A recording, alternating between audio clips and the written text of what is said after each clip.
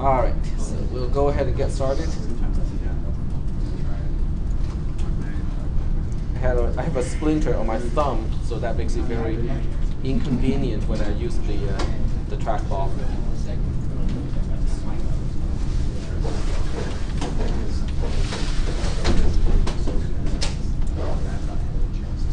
All right, so for the first part, I don't even need my notes, because what I'm going to do is to write a sample program, and then what we'll do is we'll track down that program and try to figure out, where are those parameters? Where do they go? Because the question that I was asking you on Thursday was, if you have multiple parameters, how do they order? What is the order of those things in memory, and also what is the order of pushing those parameters on the stack? So that's what we'll do next, is to write a very simple sample program that will illustrate that particular point. Today is the 12/04/12. This is 310. And here's a program. I'll just call this testprogram.c. It is a C program written entirely in C. I'll define the subroutine. It doesn't return anything. It doesn't really do anything useful.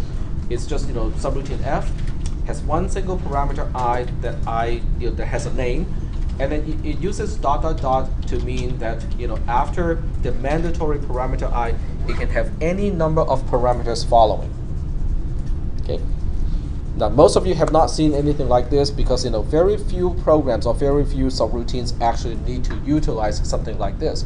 But it's a very useful tool to illustrate how things are done. Well, okay, I changed my mind. Let's make it easier first. Okay, just I and J, because now we can print the address of I and the address of J, and then we can see how they are ordered on the stack. And inside the subroutine, we are not going to do anything. Like, yes, I have to put in a statement of some kind, just so that it doesn't return right away.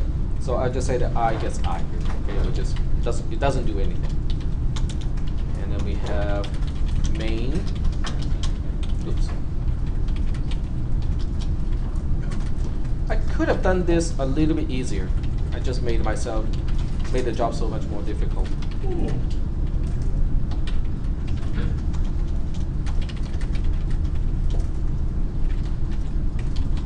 That. How many people know what is ARGC and ARGV?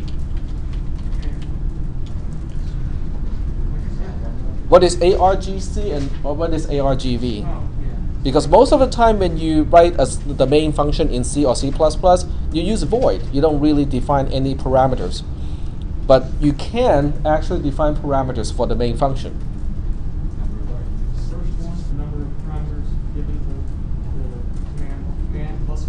Mm-hmm. The second one is an array of the commands. Exactly. Array of the arguments. And the first one's always the path to be executable in the current directory. Yep, exactly. But in this case, I'm not even going to process that, because all I want to do is to show you, how the address of these two parameters relate to each other. So this is a simple program, as simple as it gets, to illustrate that point. So we'll go gcc-g-o testparam.c, and then we'll use gdb to run this program, because otherwise this program really doesn't do anything. There's nothing obvious that it's going to do. Put a breakpoint on line 3, and then go ahead and run the program, and now we're on line 3. The only purpose I wrote this program is to find out where is ARGC and where is ARGV. So we'll do this print the address of ARGC. Okay, that's the address of ARGC, and here is the address of ARGV, and that's the address of ARGV. How do they relate to each other? Off by 4. They're off by 4. Well, they're off by 4. Which one has a lower address? The first parameter has a lower address. Now, are these 4 bytes accounted for? Why do we have 4 bytes between them? Because the integer takes exactly 4 bytes. It's a 32-bit integer, it takes up 4 bytes. Okay? So if there was a third parameter, since the second one's a character, it would only be 1 off? No, because this one is actually a pointer, so that's why it would still take up 4 bytes. In fact, you cannot push any parameter that with only 1 byte. If you push a char, if one of the parameter is a char, it will still take up, if I remember correctly, at least 2 bytes. And that has to do with the alignment of the stack, because if the stack is out of alignment, the efficiency of the entire program will drop to like nothing. Okay. All right, so now that we know argv, which is the second parameter, has a higher address, and argc, which is the first parameter, has a lower address, when we push the parameters, which one do we push first? Push the last one first. Okay, so we always push the last parameter first, and then the next, second last, and so on and so forth. All right. Are there any questions about this part at this point? No questions? Okay. So it's time to get out of this program, and then we'll start to write some code, to utilize, this particular fact. So we'll go ahead and write another program.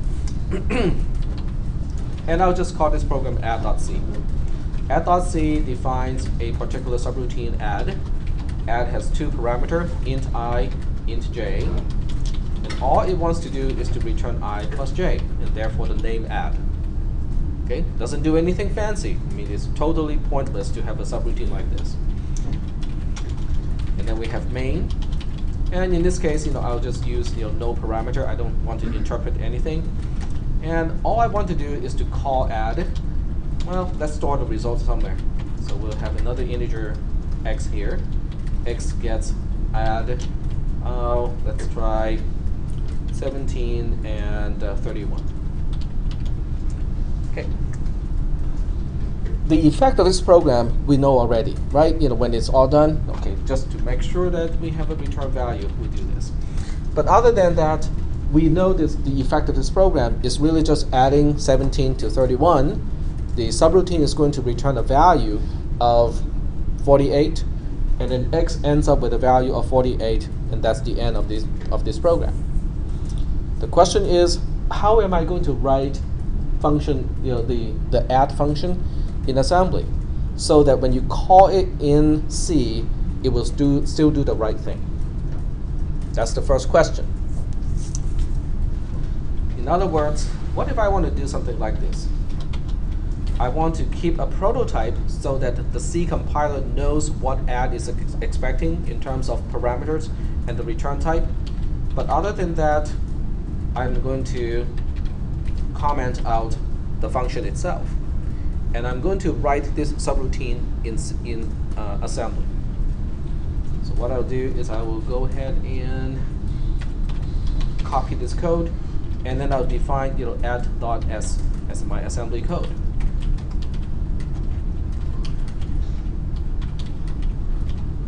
I'm trying to write the assembly code add so that it can be called in C and it will interact with the C program correctly. All right, we know certain things we have to start with. We have to say global add. Global add is telling the linker, is telling the assembler the symbol add has to be exported. In other words, this is not just a label that I'm using inside this particular source file. It will be useful to the linker as well, and that's because add as a label is going to be cross-linked with the C code in this case. Are we doing okay so far with .global add? It's basically the same as extern in C. We're saying that this is going to be exported. .text, because we want to go to the text section of memory space. And then we can start to write the subroutine. Add.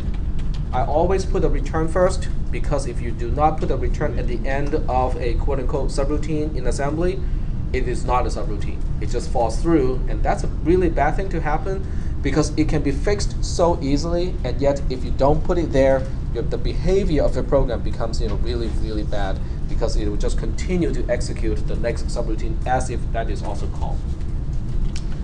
All right, now what do we do?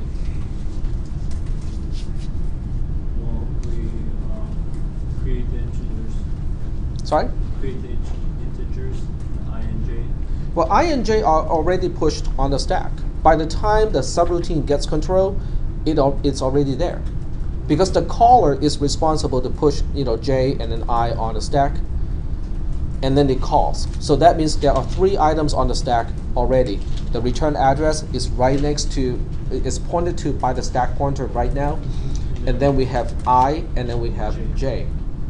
Okay, so one way to access these ones. Now I know that EAX is useful because we already know that the return value is stored in EAX. So we know that we can play with EAX, we can trash that register without bothering anybody.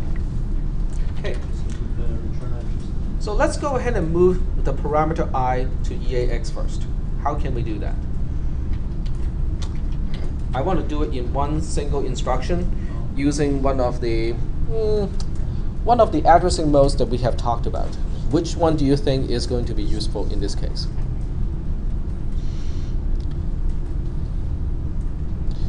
Well, let's think about this. Okay, we know that this is not right. Yeah.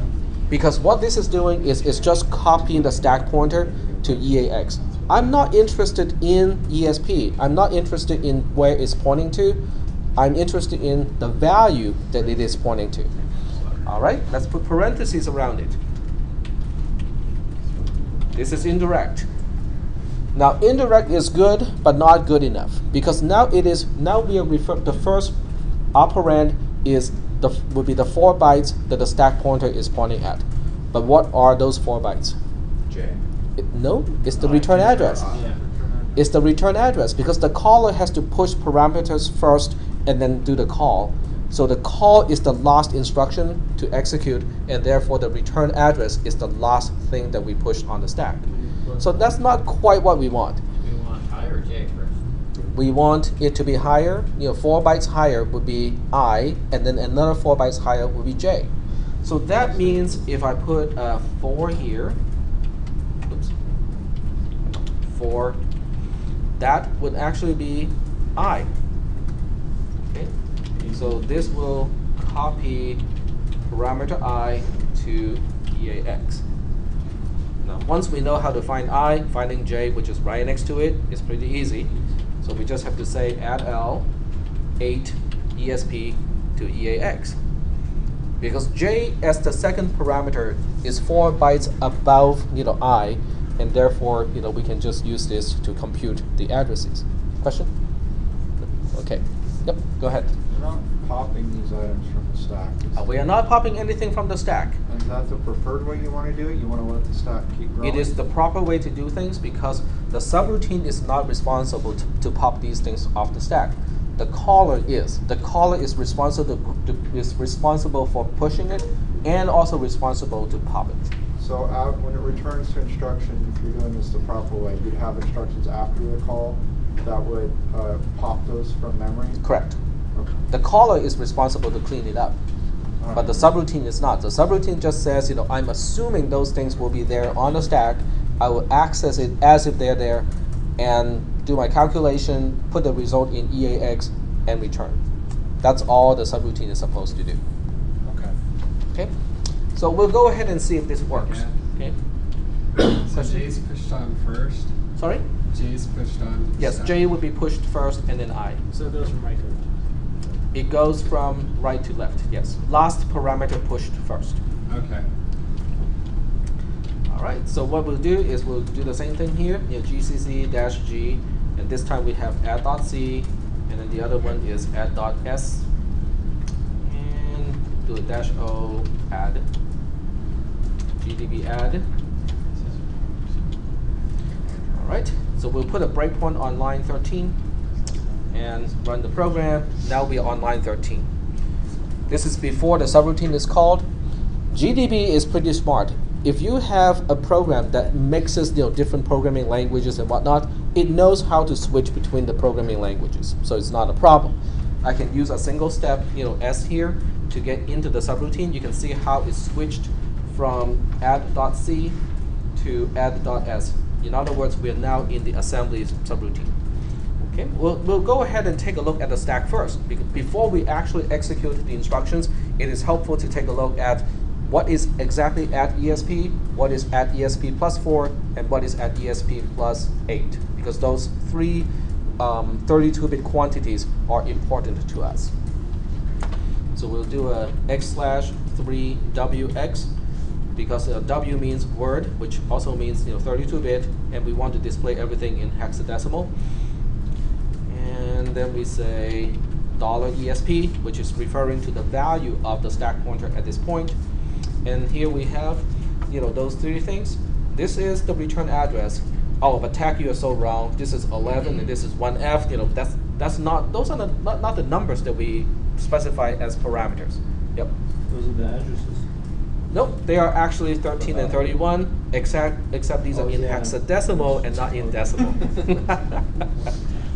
Yep, because 17 is 16 plus 1, so in hexadecimal it is 1, 1. And 31 is 2 times 16 minus 1, and therefore it is 1F, because 32 is 2, 0, 1 less than that would be 1F. So we got the right things on the stack already. And this is also confirming that I has a lower address and J has a higher address. Okay. So after we confirm this, the rest of the calculations, would be fairly obvious. EAX now has, I, and then we single step the second instruction. EAX now has the sum, which is 48. We return. We get back into the C code. We take a look at the value of X. It gets the value of 48, and the program is done. Do we have any questions about this program? It illustrates, how parameters are actually pushed on the stack, and how, from a subroutine's perspective, how do we get to those parameters? We can get to those using the stack pointer itself.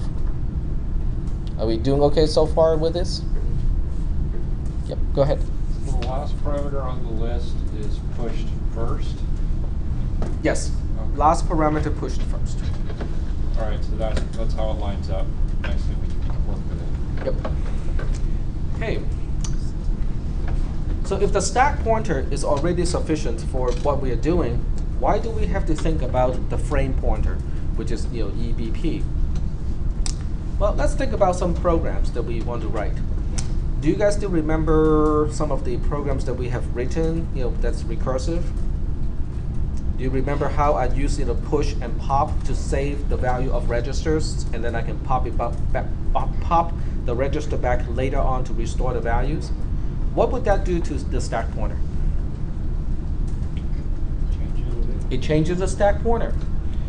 Now, if I change the stack pointer because of some additional push instructions inside the subroutine, would that affect the offset from the stack pointer to the parameters? And it involves a return address. Wouldn't it affect where your return address was as well? It would. Well, it would change the stack pointer itself, so the displacement from where ESP point to each item will also change, because the stack pointer itself is decremented as a result. Okay. So let me just illustrate that, using this program. I'll write another subroutine to illustrate this point. Let's see.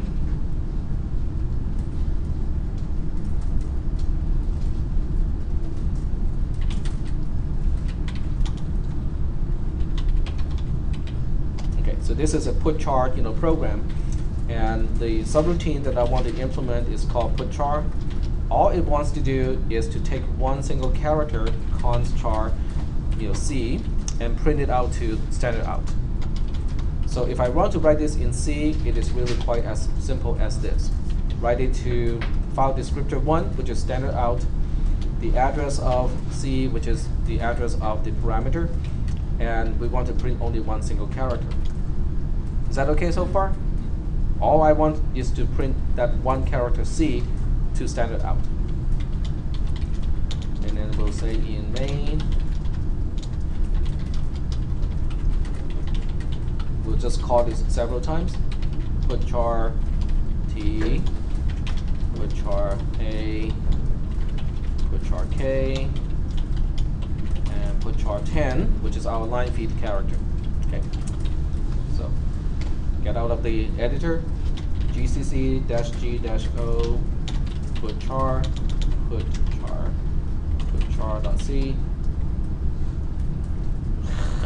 It's too smart. It understands put char is an internal built-in function, and the way I define my put char is not compatible with the internal one. This is way too smart. I haven't even included the include file to define put char, and it's smart enough to say, hey, you're doing something that's not right here. All right, we'll say tax put char.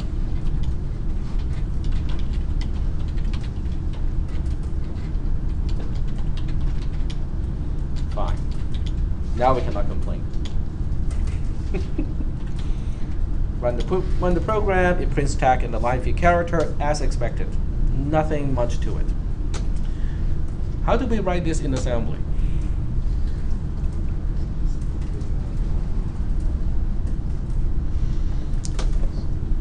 Well, we have all the tools already. We know everything that we need to write this in assembly.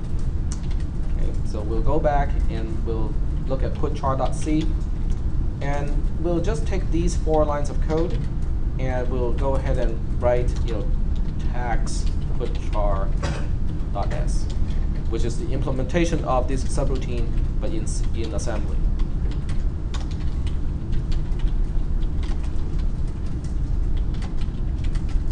Okay.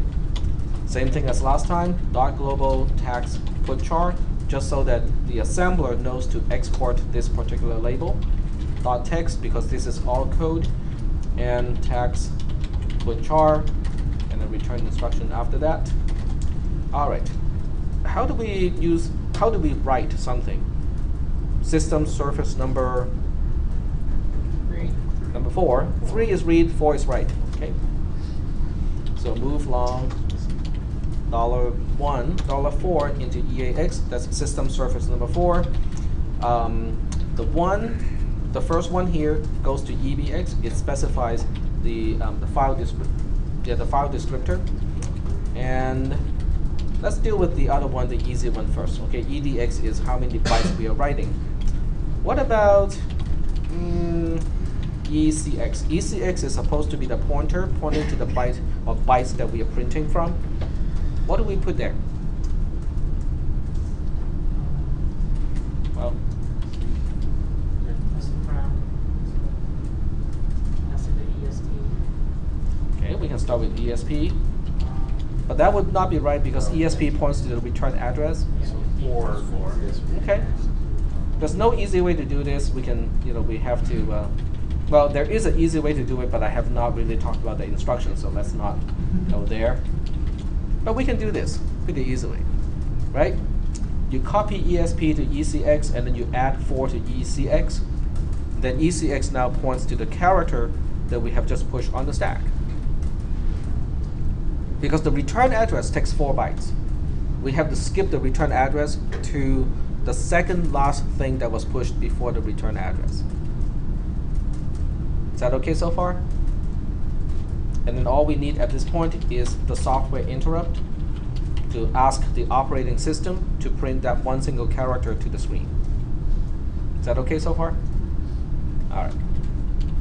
So let's go ahead and see whether this works or not.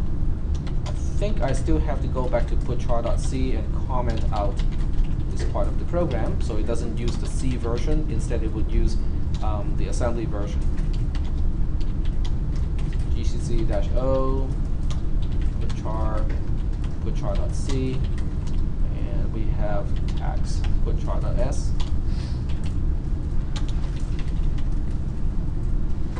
But let's go ahead and just run it by itself. It should run, just fine.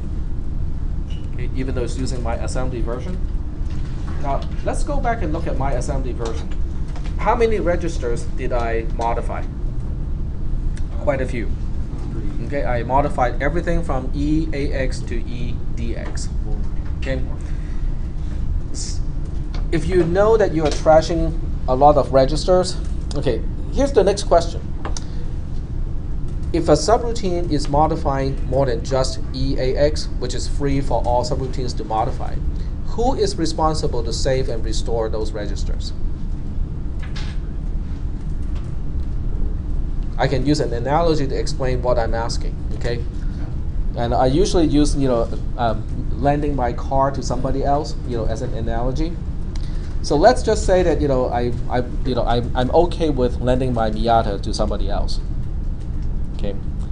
And as a part of the deal, okay, there are all kinds of settings that are related to the car, radio stations, the mirror positions, the seat positions, reclining angles, how much bass, from the bass speaker, that sort of thing. They're all, states that I might want to preserve. Okay, so here's the question: who is responsible to save and restore the settings? The one who is using the Change car? the computer in your car. The one who is using your car. The person who's using my car, okay? That's one way to look at it. But you can also say that the person who's lending the car, myself, should write down all those settings before I lend the car to somebody else. When the car is returned to me, then I will look back onto my settings, and I will just reprogram everything back to my settings. Now, in GCC and many other environments, it is the caller's responsibility to save and restore the registers, not the subroutine's responsibility. Okay? But let's just say that in this example, let's just say that I'm a very responsible subroutine. I don't want to mess around with the register values of somebody else, so I want to do my best to save and restore those values. So let's just say that we want to do something like that. Okay? And to do that, it's not too hard because we have all those push instructions. So we can just say push L, EAX, and save the other four registers. Save EAX, EDX, ECX, EDX. And after this, we'll just go ahead and pop all those registers. But we have to remember to pop EDX first because it's last in, first out. So it will go in the exact opposite order. Like that. Okay. Once again, this is not necessary because in a C environment, it is the caller's responsibility to save and restore the registers, not the subroutine's own responsibility. But let's just say that I want to do this. Would it hurt? Well, the only thing it hurts is performance because I'm saving and restoring registers for almost no particular reason. But it doesn't hurt in terms of the correctness of the program. But now my program doesn't work anymore. Why would it not work anymore? Because your ADL4 is now 20. Exactly, it is now 20. Why is it 20? It was 4 before, but now I have just pushed four 4-byte items on the stack before I get to this point. So that means the displacement or the distance between where ESP points to the thing that I wanted to access is also 14 bytes longer or further away. And therefore, what was 4 before is now 20. Well, can you keep track of the distances, the distance between ESP and the parameters that you want to access? That's the question. How well can you keep track of all the push and pop instructions in between before you get to a point where you need to refer to the parameters? So that's a good answer. I like that answer. Okay. Most of us can do this to a certain extent. But when you write a subroutine that is really long, because this is all written in assembly, so from time to time we'll go, oh, okay, we need to push this register here and then pop it back out at this point. Whenever you do something like that, it will change the offset. And then you have to remember, for everything in between the push and the pop, if you have to refer to any of the parameters, then you have to remember to change the offset to those parameters. It can be done, it's just a big pain to do it. Now, in some of the architectures, like the Z80 architecture, they don't have a frame pointer. They have a stack pointer, but not a frame pointer.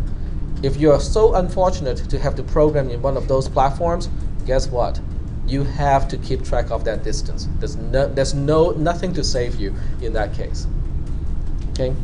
For 8 years before I teach over here, from 1990 to 98, I worked at a company in Davis, and they used the Xylox Z180 processor as the main processor on an embedded controller. And I'm the guy who's responsible to maintain the compiler and also all kinds of library subroutines, most of those written in assembly. to deal with so that other people can program the embedded controllers. And guess what? It doesn't have a frame pointer. So I have to manually keep track of what is on the stack at any point inside a subroutine written in assembly.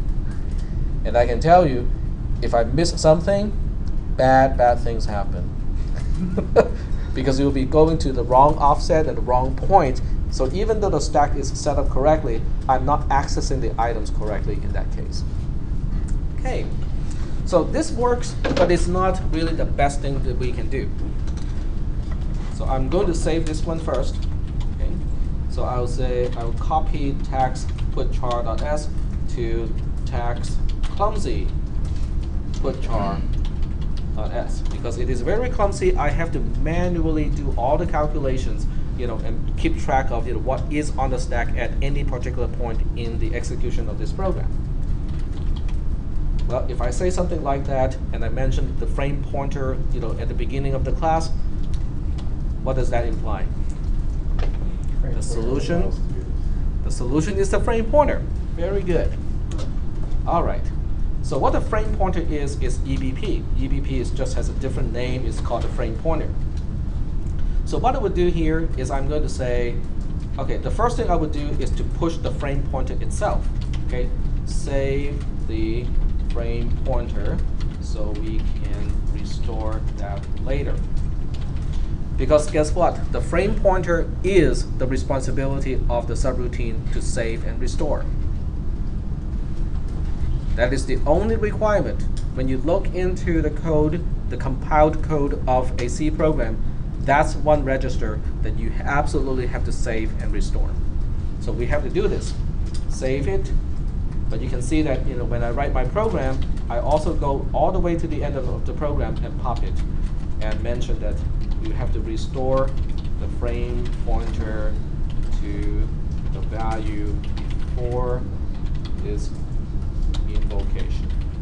Okay, this might be a little off the side, but why? I mean, what is the frame pointer pointing to before we start messing with our subroutine? That's a very good question. We'll answer that question once we see how this subroutine is going to use the frame pointer. Okay, that's a very good question. If I do not answer that question later on, let me know. Okay. Because the very next instruction, we do something like this. We're making a copy.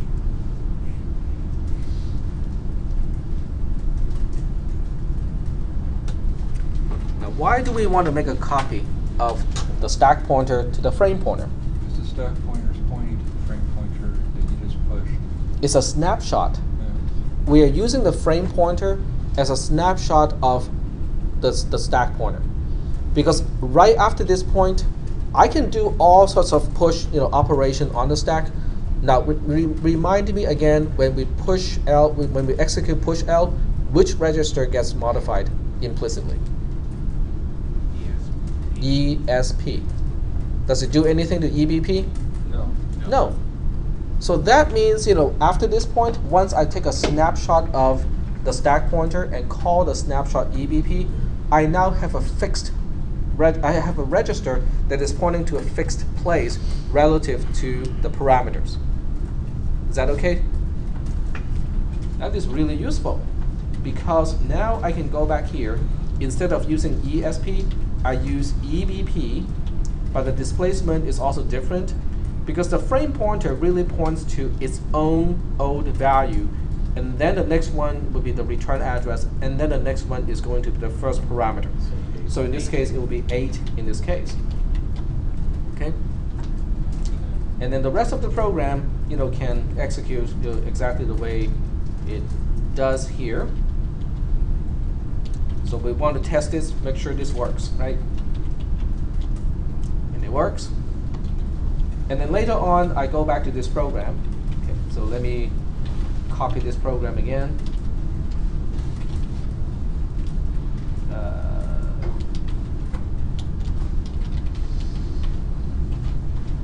Okay, so now we have different versions of the same program. Now let me go back to the program and just say that, oh, at this point of the program, at this point of the development, someone just told me that there's no need to save and restore these additional registers. Okay, because someone told me that it is the responsibility of the caller to save and restore all the useful registers, not the responsibility of the subroutine to do it. And I look back at my program and go like, well, it is not incorrect, but it is awfully inefficient because now I'm pushing and popping all these things that was not necessary to begin with. So I go back in. I just, instead of deleting the code, it sometimes is better to just comment it out, just so that you can remind yourself, at least in the short term, what you have done to the program. And you might want to put in some additional comment here and say, some professor told me there is no need to save and restore these registers. All right, so that's the explanation why I'm removing those particular lines. Of course, a better way to do this is to use a revision control program like CVS, RCS, Subversion, and so on. So when you check in the program, you write a line of comment to say why you are making those changes. That would be even better. But if you only use one file or use just regular files to keep track of changes to the program, this is sufficient. But here's the big question. Do I have to change this line here? No, because the frame pointer is a snapshot of the stack pointer before those additional push instructions. So whether I have additional push instructions or no push instructions after I take a snapshot of the stack pointer makes no difference, because I'm only using EBP to access my parameter. I'm no longer using the stack pointer itself to access my parameters. That is why we have the frame pointer. Okay. Are there any questions about this program up to this point? How I moved from one version to the next. They are all correct. They all work. But the last version, the last two versions uses, they make use of the frame pointer so that I can change the number of push instructions without impacting the displacement to parameters of this particular subroutine. Any questions? Yep. Why is EBP used for this? It seems like you do the same thing with any of the registers. Yes, that is absolutely correct. I could have used any particular register for this purpose. The reason why EBP is used would be twofold. One is this is what the compiler uses. We will be using the same register that the compiler uses for its own C code. And then the second reason is there are cisp instructions that can basically make the first two instructions happen in one single instruction. But I don't want to use those cisp instructions because I want to expose the actual mechanism of what is actually happening when you enter a subroutine and also when you exit a subroutine. So EBP is special because there are specific instructions that will implicitly use EBP for this purpose. But in this class, I don't want to use those cisp instructions. I want to use the semi-RISC type instructions so that we can expose the actual operations. All right, so that's the explanation, why we want to use EBP. Now, once you have EBP and all subroutines make use of EBP this way, now you have a very powerful tool. Because when you look at EBP and its own saved value, it becomes a linked list of sorts. And now this is how we can get back into different frames within a program in GDB, and you can figure out what the parameter is to each frame of the subroutine. Let me illustrate what I mean by that. Now, this is a very useful feature. If you do not know about this feature in GDB, you should probably try to remember that, because next time, not in this class, but in your other programming classes, and you want to do something like what I'm going to do, this will be a very useful tool. So I'll just call this stackedup.c. Okay. Stackedup.c is a really pointless program. I'm just going to do it like this. So we have void f, int I, int j. It doesn't do anything. Void g, int I, int j, and all it wants to do is to call f. Okay, so you say f I plus 2, j minus 2. It doesn't really matter. And then we have void h, int I, int j. It would call g in this case, so we'll say g I times 2, j times 3. You can see that this program is really arbitrary.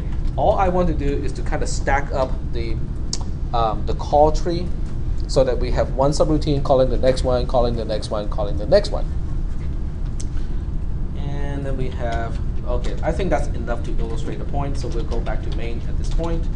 So we have main, return 0, and main is just going to call h with some specific parameters. So we'll try 43 and 71. Okay. And over here, just to make sure it stops, I have one useless expression or useless operation here, just so that I have a place to put a breakpoint to make sure that we can stop at that point. Okay.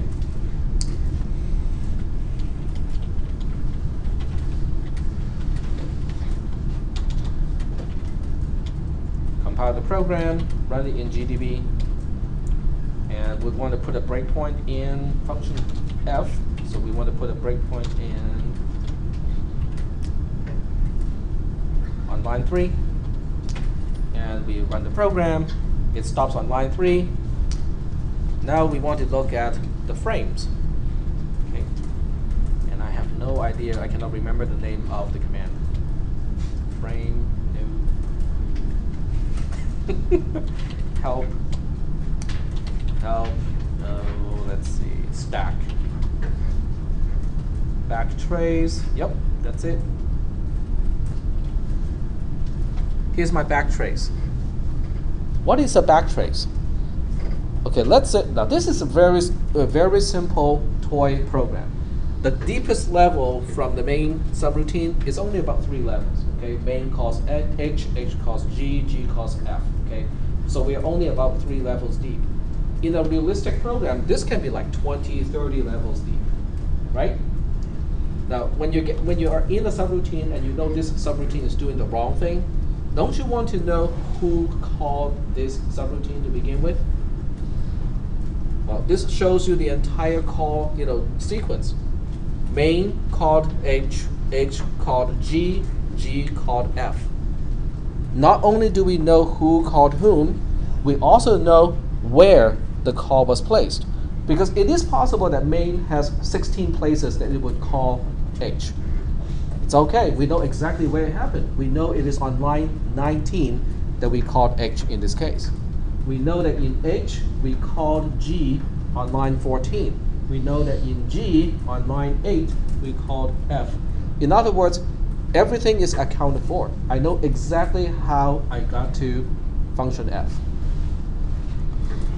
But the fun doesn't stop there. Because I also know one thing, or several things that are important. I know the exact parameters to each level of the call. I know that when main called h, parameter I or argument I has a value of 43, argument j has a value of 71. I know that on line 14, when h calls g, I has a value of 86 and j has a value of 213. Would that be useful when you're debugging your program? Yes. What about local variables? These programs have no local variables. But if they had local variables, that could be very helpful as well, because it can tell you why you got to a certain point of a subroutine because of that. Are we doing okay so far? Now, go ahead. Well, I might have missed it if you said, so they would also print local variables? Yes. If they were, okay. Well, you have to change the frame to a particular frame, but once you shift the frame to that frame, it can expose everything within that frame, including parameters and local variables. Okay. Yep. I'm just curious, but what if you had object files you were passing around and manipulating? Like, not class objects. .o files. No, I mean, you created a class and it has things in it, and you're manipulating them. How would they show up in this? It will show up just the same way. Really? This approach works in C as well as C++. Except in C++, you don't have, you have something additional in addition to regular subroutines because you have methods within a class. So it's not going to be, if you have a method, that is part of the call sequence, then it's not going to be just H. It's going to be whatever class, : the name of the method. And because you can overload, is it overload when you have the same name for the method but different parameters? Is that called overloading? Yeah. But because of the overloading, it probably will show up with the parameter list as well, so that you know exactly which method was involved, because you can have overloading in that case. But it works the same way. C++ is really just one shell or one step above C. So everything that you can do in C, you can do it in C++, and almost everything you can do in C++ can somehow translate to a similar concept in C. Okay. Now the other command that is useful is frame. So if you say help frame, frame allows you to select and print a particular stack frame. So in this case, I can say frame, and the number that I want to refer to is the number that is listed by backtrace. So I can say frame 2 in this case, and then it shows me exactly what happens in frame 2. If I had any local variables, at this point, after I shift my current frame from the last frame or the most recent frame to frame 2, if I want to print local variables in G, I would be able to do it now. In fact, I can test it because the parameter is I as a 43, and if I want to print J, it is 71. Now, if I shift my frame to say frame 1, print I gives me 86. Print J gives me 213. So this way I can shift my current quote-unquote focus to any particular frame and look at the parameters as well as local variables of that particular frame. And I think this is a very, very useful debugging tool because not only can you detect, oh, okay, the program is crashing here or it is incorrect at this point, but how did I get to this point? We have 20 subroutine calls in between this point and main. But so this tells you exactly how you got to that particular point. I forget, did we run this program to a breakpoint, and that's where we got the original frame? Yes. So if you step now, and will it go from where the breakpoint was? Or yes, it will continue from where the breakpoint is. Because when you shift the frame, it is only shifting how you examine the variables and the parameters, but it doesn't really change the breakpoint itself. So we're still in subroutine F at this point. Now, why does that have anything to do with the frame pointer? The frame pointer is what makes this possible. Because if you, okay, let's take a look at the program that I just wrote. I think it's put char, tax put char, tax put char.s. Okay, if you just look at these two instructions, okay, just these two, that's all we need. If every subroutine starts with something like this, what do you think, the stack looks like? Why is that so significant? Why is this significant, and how is it related to the call frame concept, the backtrace? All the stuff that I was able to do in GDB earlier. For this, I think I need to draw some pictures. Okay. So here's the stack. This is the top, this is the quote-unquote bottom of the stack. When the stack is empty, the stack pointer points there. This is my call frame, the first frame. The first frame, is going to be constructed just like this. Push L EBP, which means whatever the frame pointer is going to be saved here. Okay, and then the frame pointer points to itself. Now, what the frame pointer was before the first subroutine or main, hey, it's not of no importance to me. I don't care what it is or how it is used by the subroutine before me. I just want to make sure that I can restore that. But if everybody play by this rule, when you look at the next frame, okay, let's say this is the frame of main.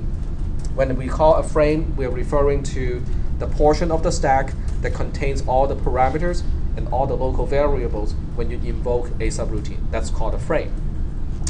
So in this particular program, I know we are not displaying that program anymore, but we have H as the next subroutine. Now if H does exactly the same thing, it's going to push EBP first. Okay, so it's going to push EBP first, and then it will have EBP to point here.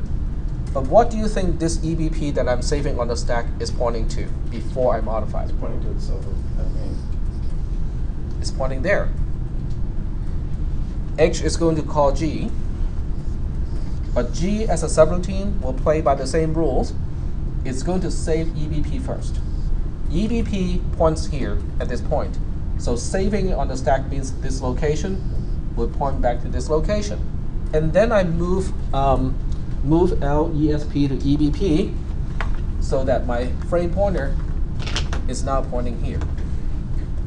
F would do the same thing because G calls F. But F is going to do the same thing. The first thing it would do is to save EBP.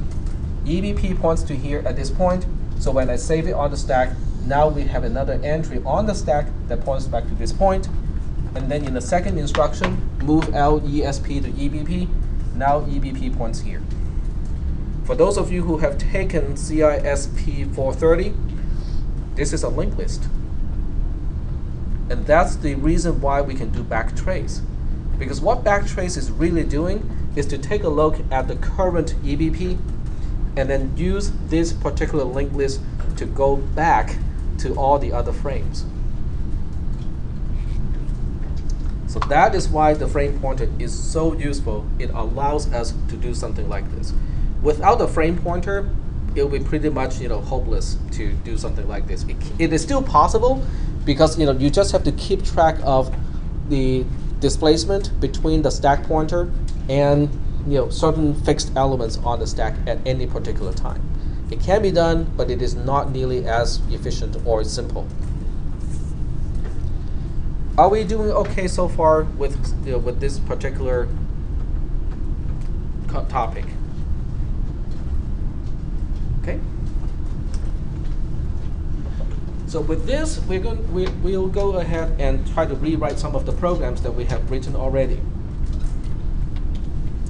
In fact, we'll go back to add. We'll look at this program and go like, well, this is kind of cool that it works, but it is very, it's very brittle. This code is very brittle because the displacement from the stack pointer to a particular parameter can change all the time. So what we want to do is to change this code so that it makes use of the frame pointer. So we'll go ahead and copy add.s to add without ebp.s. So now we can change it to make use of the frame pointer. Now when we make use of the frame pointer, personally this is just my thing. I would try to use symbols to remember the displacement from what I am pointing to from different displacements from the frame pointer itself. The first thing I do is OEBP equals 0. In other words, the frame pointer points to its own old value saved on the stack. Is that making any sense? Because the first instruction is push L EBP, and the last instruction is push pop L EBP. Is that making any sense? Well, this instruction on its own doesn't do it, but you have to combine that with this instruction. Is that okay so far? Now, if OEBP is at offset 0 from the frame pointer after we set it up like this, what is at displacement for? What is the next item? In other words, what is happening on the stack before this push L instruction? It's storing the return. The return address is the call instruction that is pushing the return address. So that means if I want to use symbol names to define that, the return address is going to be old EBP plus 4. Is that okay? What is after that? the parameters. The parameters, very good. So in this case, I have I, the parameter I is going to be return address plus 4. And then we have the second parameter, which is j. J is I plus 4. Now, when I use symbols this way, there's a particular danger because people think that I is actually parameter I. It is not. I, in this case, is really an abbreviation. If I want to use the full name, okay, I'll just put it here. Okay, so I'll put it in comments. Okay, I is not parameter I. It really is, in quotes, because it's going to be long, the number of bytes from where EBP points to. What is the best way to say it? How about this? The distance between parameter I and where EBP points to. That's it. But I don't want to use this as a label name because it is way too long. And that's why I just use I to represent the distance between parameter I and where EBP points to. Is that okay so far? Because I don't want people to tell me, but that's not I. I is a parameter. Well, yes, but I want to use just I so that I don't have to type a really, really long symbol name. I'll just put it here too, just so that people remember why. Okay, tag does not like the following label. You just use the label D in your. Sorry? Just use D instead of I. Or A suffix, location. between parameter I and where EBP points to. That would be it. That would be the proper label name. It would be a self-explanatory label name. D. D. for distance. Yeah, but what about J then? I cannot use D, then I have to use E, and E has nothing to do with 2D, second distance. Okay. So does that explain, what I really is? Okay. So now that we have these two, we have I as a symbol name and J as a symbol name, my program gets a whole lot easier. Because if I want to access I, well, we have to switch to EBP at this point. That's it.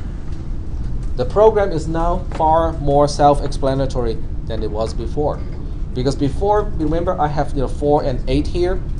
Well, this time I could have used 8 and 12 instead of 4 and 8. But when you use 8 and 12 as the displacement in a based operand, does it really tell you what it is? No, not really. But if you do it like this, it does tell you what it is. Question? Point? No? Okay.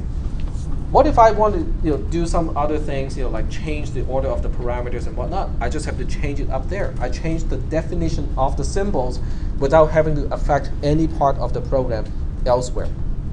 So that's why I use labels to keep track of the displacement or the distances between various things on the stack and where EBP points to. Questions? Yep. I can see that what the frame pointer does is to save the stack of the older stack. It's a snapshot of the stack pointer right after we get into the subroutine. But how does that save the register EAX, EBX, ECX? It does not. It does not. But what you said earlier is if you use this, you don't have to push and pop. Ah, very good. Okay, so let's take a look at what we have to do in that case. Okay.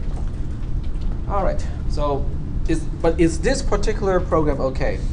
Does everybody understand, how it works and why we have to use EBP and also define the symbolic entries this way? Okay. Before we do any further programming, I have to make sure that I did not break anything, right? So we'll go ahead and test the program again.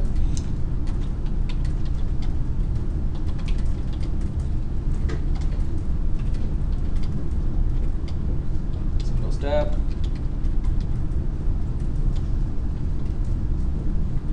And print X. Everything still works, so I did not break any code. All right. So now let's answer your question. Okay, how do we save registers from the caller's perspective in assembly? So we'll go ahead and do something like, we'll just say this is print something. Okay, so print something is going to make use of sbdio.h. And this is our subroutine. The subroutine F is here. And I'm just going to print something. I use printf in this case. Printf, I want to print something in decimal, followed by is less than percent. Another, well, let's see, %x. Okay, I want the second number to be printed in hexadecimal.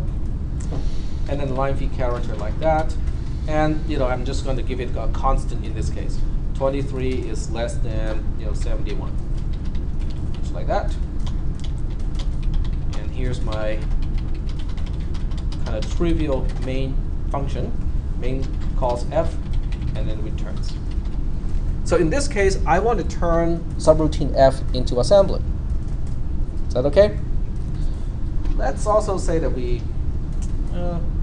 this really doesn't make use of any registers, but it'll be fine. How about this? I just say that, some code here, and then some more code here. In other words, I'm just saying that, this can be in the middle of something, so your registers may have stored something useful already. I'll just also say that here, okay? You may have used other some registers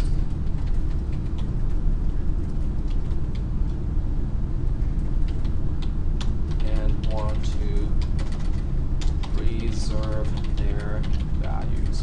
All right. That's clear? All right. This is line 3. That's line 10. And now we want to implement f in assembly. Okay. Usual stuff. Export the label f first. Switch to text section and define the label f. And make sure that we have a return statement after that. Some code here, okay, there's nothing to do because I didn't specify what code is there. Some code after that, we don't know exactly what it is, but we know how to deal with printf, don't we? How do we call printf in this case?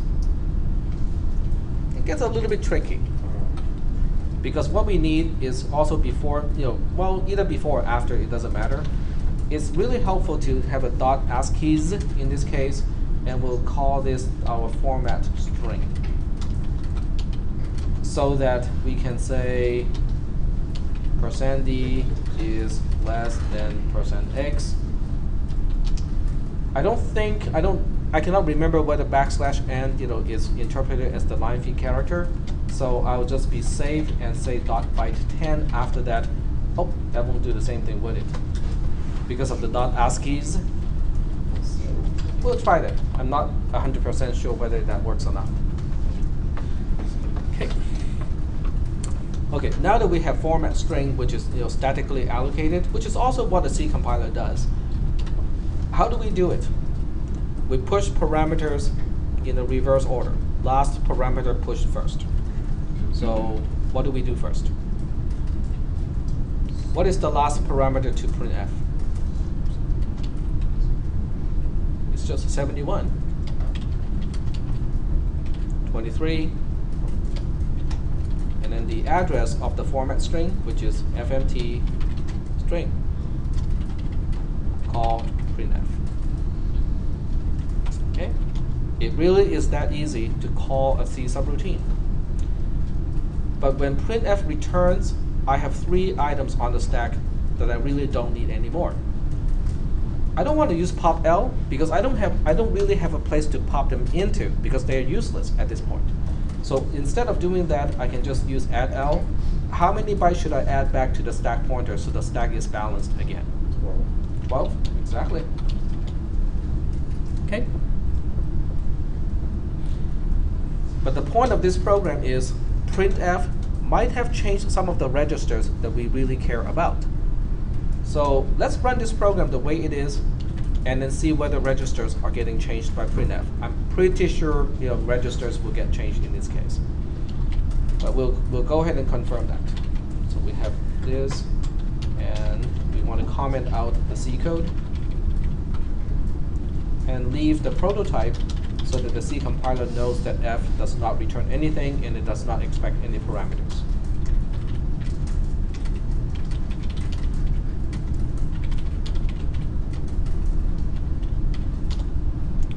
Just fine. GDB print something, and we can put a breakpoint on label f so that at entry, function f is going to stop, just like that. And if we run the program, now we're at the first instruction of function f. Push, push, push. Call the subroutine. I don't really want to track printf because it's going to take a long time to track down printf. So instead of doing that, I'm going to use n to basically say, when we call printf, let it do its thing. I don't really care what printf does, but when we come back, I want it to stop again. Okay, and it prints the right thing. 23 is less than 47, so it did print the right thing. The \n worked. Oh, forgot one thing. You got to check the registers. Exactly. Okay, run from the beginning again. Print all the registers. Single step, single step, single step. Next. Next isn't right. And then I want to look at the registers again. Next. Okay. So you look at these registers, EAX has a value. Okay, EAX got changed for sure. Right? EAX is now here. It's like this. It was something that is completely different. How about ECX? Got changed. Yeah.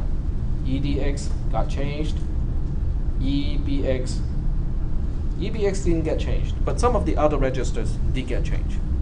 And the thing is, you don't know which register is going to be changed, because the agreement is it is the responsibility of the caller to save and restore the registers, with the exception of EBP. EBP is the responsibility of the subroutine to save and restore.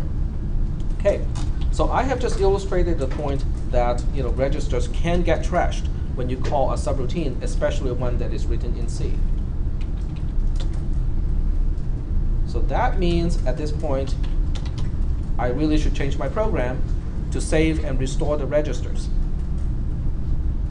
Are we doing okay so far with this? Okay. So now we're going to save the register, push LEAX. So let's just say that EAX to EDX are the registers that I want to make sure that do not get changed.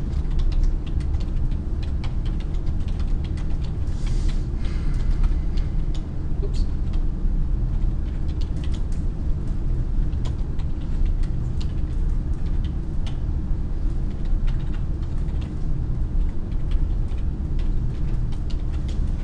And now my program is okay, because the registers will be saved before I get to the printf, and they will be restored after I get back from printf. Now, from what you said, is that because C has a tendency to do this, or is it because we're transferring from C to assembly and back and forth that the register? It's just that the agreement is the caller is responsible to save and restore the registers. In other words, if this particular subroutine has no need to save and restore EAX to EDX, you don't need the push and the pop instructions. Right. But if it does, then you have to have that. Now, this program is still not conforming to the rules that we just talked about, because every subroutine should start with push LEBP, move ESP to EBP, and also at the very end, every subroutine should end with pop L, pop EBP. So now this program is compliant to the format that is expected by the C compiler. Can you use the push A and the pop A instead of displaying every single one? Oh, push A and pop A. That would save and restore every single register, but since I am writing this particular subroutine, I should know which register or which registers I really should have to save. Now push A and pop A is safe because it does push and pop all the registers, but at the same time you'll be wasting a lot of space on the stack as well as the time to push and pop those particular items.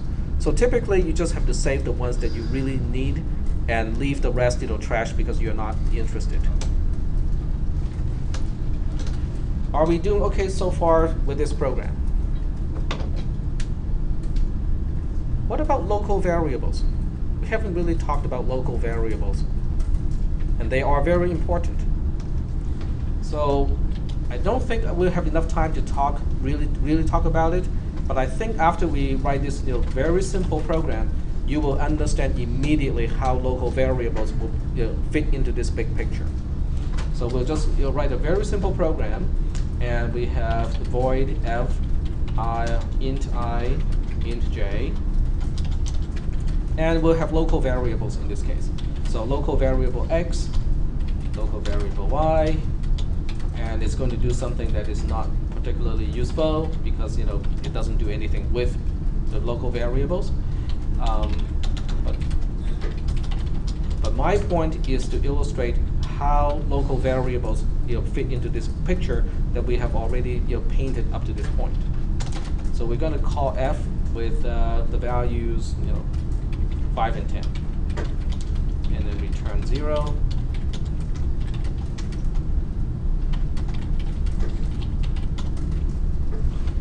I mess up this pro. Oh, semicolon.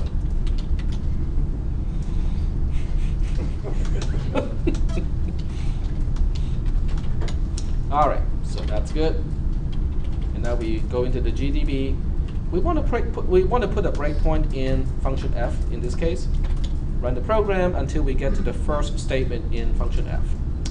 We are not really interested in what it does because we know that it doesn't do anything particularly useful. We still want to look at the address of I and the address of j. Okay, we kind of expected that. Okay, because we know that I is the first parameter, it has a lower address than the second parameter. Off by 4 is right because we are using 32-bit integers. But we are also interested in x and y. How do you think x and y relate to I and j? They're smaller. They're lower on the stack. But nonetheless, they are on the stack. Okay? Let's count the bytes and see whether everything is accounted for. J as the second parameter is pushed first. I as the first parameter is pushed second. And then after that, what do we have? We have the return address. So the return address would pick up EC would be the return address. After the return address, we would push EBP on the stack. So EC will be down to E8. Okay? And we have our local variables x and y here, starting at E0 and E4. E4 and then E0. They make perfect sense. In other words, let me print out the stack at this point, starting at that location. So we want to do an x slash, let's see how many items we have. 1, 2, 3, 4, 5, 6. I think we have 6 items to print on the stack. And we want to start with 0x BF FF for E0. Oh, I'm missing one F here. Okay. All right. So what we have here on the stack is this is our Y. It is not initialized yet. Okay. We haven't really gotten to the assignment statement, so it's kind of like gibberish. This is our this is our local variable y. This is our local variable x. On top of that, this is old EBP. On top of that, this is our return address. On top of that, this is our first parameter, which is I, and this is our second parameter, I. So once again, how do local variables fit into this big picture? They're put on the stack at the very end. The space is reserved for them. Yep, exactly. The space that we need for local variables are reserved after you get into the subroutine and after you save EBP. So after that, you just have to allocate as many bytes as you need in order to get to the local variables. What do you think it will print when I say what is ESP at this point? It's going to be. Assuming the compiler doesn't do anything stupid and push some additional items on the stack. It should be Y, shouldn't it? It should be the address of Y. And sure enough, it pushed something else on the stack already. But it is below. Below is okay. It means the compiler has some additional stuff pushed on the stack. But the stack pointer has to be lower than it has to be lower than the address of the local variables. How about the frame pointer? I know the frame pointer has to point to one particular location. Which particular location do you think the frame pointer has to be pointing to? Okay, let's count it again. This is Y, this is X, this is old EBP. So the frame pointer should be pointing at this location. This is E0, this is E4, so this has to be E8. Okay? So we want to look at EBP, and sure enough, it ends with E8. Okay, yep, go ahead. Does the global variable get automatically popped? No, global variables are static. I mean, not global, but the one in the function cell. You mean when the function returns? Global variables. Okay, when the function returns, do they get popped? Yes. They Do they get popped or skipped over? They're skipped over, because when you move the stack pointer, you basically just say that, okay, this stuff is no longer useful to me. So all you have to do is to add a constant to the stack pointer to quote unquote get rid of the local variables. Yep. What's the syntax look like for declaring a local variable, or for putting a value into the space you allocate on the stack? That's a good question. We are a little bit out of time, so I can show you really quickly, how to do that. I think we can use tax print char.s here. Okay, maybe not. Now, which one has parameters? I think is it F? No.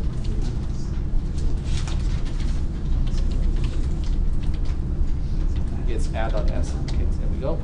So to answer your question, if you do have local variables, then you can say local var1 is going to be old EBP minus the size of local var1. Okay.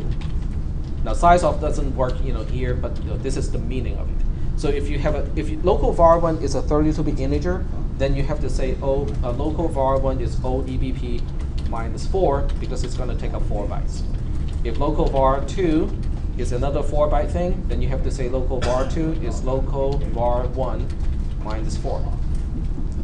So this is how we allocate, or in terms of symbol definitions, this is how we can define quote-unquote local variables, but in your assembly language program. Which instructions would you use with these? With these? Yeah. Well, the labels are defined just like this. The label are automatically calculated. But in order to reserve that space, what you need to do is after this instruction, you have to say add L $local, the very last local variable that you define, you have to add that displacement to the stack pointer. Okay, and then how do you put what you want in that space? Same thing. You just say, if you want to copy EAX into that space, let's say you want to copy EAX to local var1, then you say move L EAX to local var1 EBP, because it is still relative to EBP itself. Okay? Now, but there's one thing that is very important. We'll go back to this point next Tuesday. No, next Tuesday is the exam, so next Thursday. Okay? It's very important if you do modify the stack pointer like this, it is very important that at the very end, you have to do something like this first. Because otherwise, your stack pointer will be at the wrong place to pop EBP. This will basically undo everything that we did to the stack. Because remember how we took a snapshot of the stack pointer? That's before we allocate for the local variables. So if I want to get rid of all the local variables all in one single swoop action, I just have to restore the stack pointer from the frame pointer itself, and everything is good now. Then we can just pop EBP and then do the return after that. Okay, so we will revisit this on next Thursday because we are running out of time today. But to answer your question, because it's a very good question, I just could not resist to answer that question. All right. So study hard. There's no homework assignment. But if you want to ask me questions related to this, we can go to the lab to do that.